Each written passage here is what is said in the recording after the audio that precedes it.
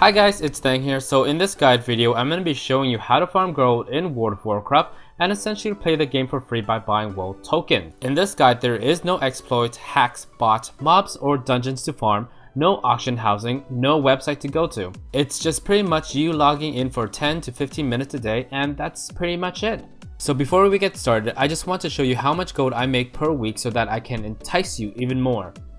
I'm going to be opening an add-on called Accountant. You can download this add-on at curse.com. What this add-on does, it keeps track of all my gold and what I've earned and spent from all sources. So if you look here, it shows that I have earned about 40,000 gold within this week's end. Today is Monday night, that means that the week is pretty much over.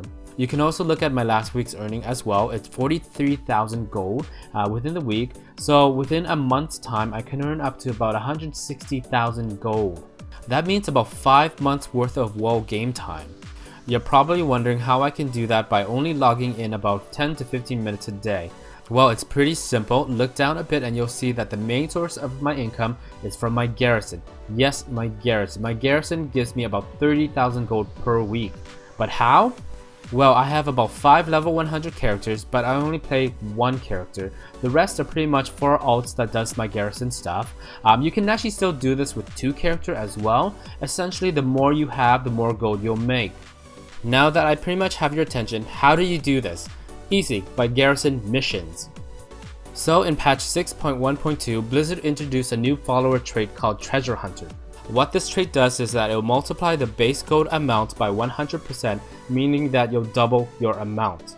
So let's say the mission gold is worth 100. There are 3 follower slots. Each one of them also has treasure hunters. Each follower's trait multiplies the base amount and adds it to the total. So the base gold is 100. Each follower multiplies the base by 100. Each follower earns 100 gold. Add that to the base and you get 400 gold total. They are very little amounts of gold, but in the end, as you can see, 40k a week for me. So your result may vary for me because I have 5 characters that are level 100. As I said, you can do it with 2 characters, but the more you have, the better, like I said before. As you can see on my screen right now, I have 2 gold missions going on right now. One is 100% with 2,000 gold. One is 85% with 450 gold. Now these are 2 examples I really want to show you because it pretty much affects your gold amount in the future. So this one is 100%. I will get that 2,000 gold. This one is 450 gold, but only 85%. The risk is that I'm going to take this risk and try to get that amount, but in truth I shouldn't. You shouldn't do that because the thing is, even if you have 85%, even if you have 92, 97, or even 99%, you can still fail at it. That's how Blizzard likes to screw you over. So my advice for this is, although you know, with something that has 100%, although it may be lower in gold amount, definitely get that instead, because in the end you will get that gold amount rather than failing this mission and losing not getting anything at all. Every little bit counts, right? As you can see, 40k a week. So now I want to show you how many treasure hunter follower I have. So on my pally, if I click here, I have 9 treasure hunters in total. The reason why I have 9 is because I want every single mission to be 100%. So I'm not going to stop at 9. I'm going to keep continuing on to actually hiring more and more treasure hunters, because the more I have, the better the chances of every single mission being at 100% at maximum amount of gold that I can get. And how do you get treasure hunters? It's actually quite easy.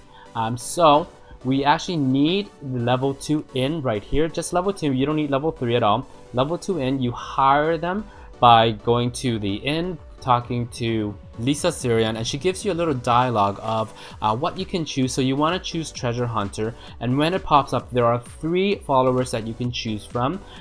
So you pretty much want to choose the follower that you have the least ability in rather than the most, because you want to balance out your followers' abilities as well. So pretty much press hire. You can only hire 1 follower a week though, keep that in mind. Once you have hired your follower, make sure you also have Harrison Jones right here. He has a trait ability called Mentor, and what that does is it'll raise your level 90 follower to level 100 for the missions only, and of course the eye level to match his eye level as well. So they can pretty much go from 90 to 99 or 100 within one mission. So Harrison Jones is a huge aspect to this farming for gold as well, because it makes it so much faster. So you're pretty much going to be asking me, Thang, why am I going to be sacrificing my barn for the Lunafall Inn?